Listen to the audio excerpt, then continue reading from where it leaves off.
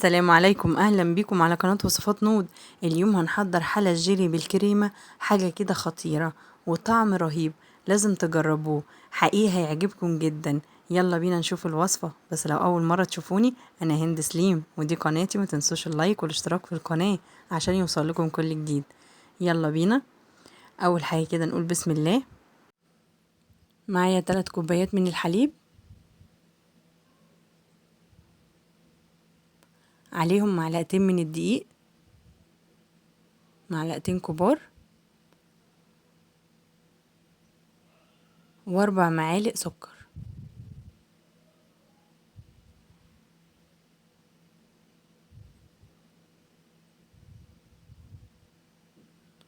هضيف عليهم معلقة كبيرة نشا،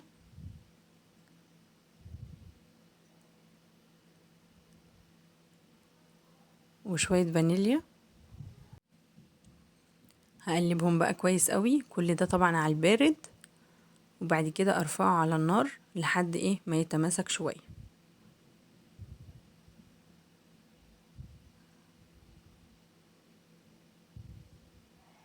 تمام قوي كده، كده القوام مظبوط.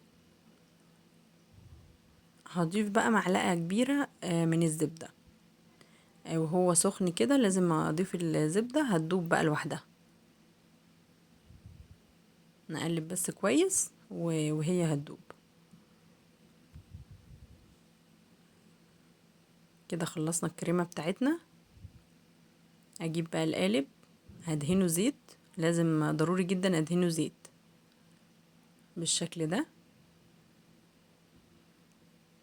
اضيف الكريمة بتاعتي،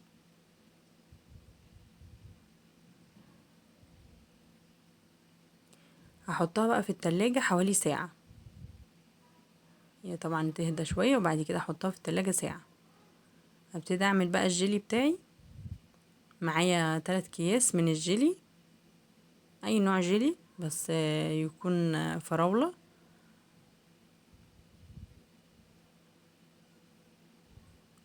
وكوبايتين مية مغلية، و2 كوباية مية يعني برد عادي، مية ساقعة. اقلبها بقى كويس قوي لحد ما الجيلي بتاعي يدوب جدا.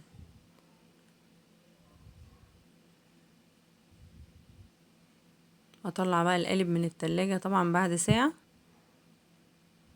تماسك معايا كويس قوي اهو، اقل حاجة ساعة. وبعد كده اضيف عليه بقى الجيلي بتاعي. لازم احط المعلقة او الاسباتيولا بتاعتي بالشكل ده عشان ما الجيلي ما يجيش على الكريمة. ابتدي بقى اعمل افتح كده الكريمة من تحت عشان عايزة الجيلي ينزل لتحت، وتبقى الكريمة كده في النص بالراحة كده، وعشان بس الكريمة ما تتقطعش معاكي. حقيقي من الحلا اللذيذ قوي اللي هيعجبكم قوي في الصيف. بيرطب وخفيف. لا رهيب يعني، ان شاء الله هتعملوها بكل سهولة. طبعا كده حطيناها بقى يوم كامل في التلاجة. ابتدي بقى يعني اشيل الجيلي كده من القارب بالشكل ده. وعشان اضمن بقى ان القالب ينزل معايا كويس، هجيب بقى صينية كده واحط عليها مية مغلية، وابتدي بقى آه، اسيب الصينية بتاعتي كده في القالب بتاعي في الصينية شوية، يعني شوية صغيرين مش كتير، عشان تتقلب معايا بسهولة. شايفين؟ بجد حلوة قوي.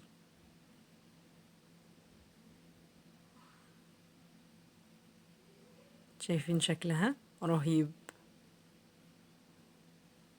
والطعم بقى بجد في حتة تانية، يعني رهيب ولذيذ قوي قوي.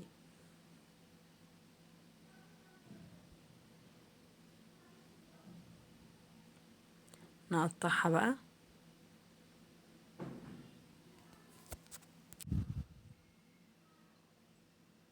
شايفين جمالها؟ خفيفة ولذيذة جدا، وطلعنا بشكل حلو قوي، يعني شكل يفتح النفس.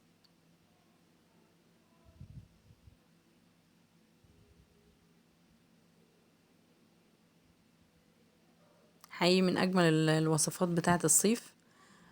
بجد حلو قوي، اتمنى بجد تجربوها لانها ان شاء الله هتعجبكم جدا يعني. شايفين القوام بتاعها؟ رهيبة رهيبة يعني، والطعم حقيقي حقيقي لذيذ. واكيد ان شاء الله مش هتعملوها مرة، لا ده اكيد هتعملوها كتير من طعمتها واللذاذة اللي هي فيها. ان شاء الله كده تجربوها، ومنتظرة رأيكم في التعليقات، واشوفكم على خير بإذن الله في الوصفة الجاية. باي باي.